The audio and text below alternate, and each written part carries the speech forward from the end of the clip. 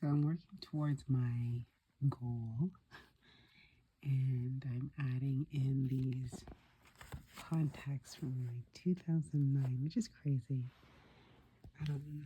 What I do want to say is it's hard for me to be on camera. I feel very awkward, and I know people do it all the time, and it's no big deal. I'll get used to it, but I'm totally out of my comfort zone right now. And I'm learning that in order for me to get to the next level of my everything in regards to the visions and boards that I have created, the time has come for me to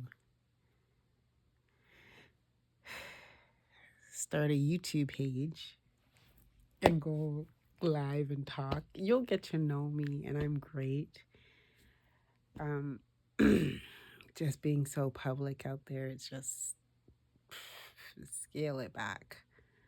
I'll figure it out. Right now, I'm in my night attire and I'm working, but I eventually plan to share this journey that I'm going on, a new one from a 20+ year beginning, and hoping, they say an overnight success usually takes 20 years, so let's see how it goes.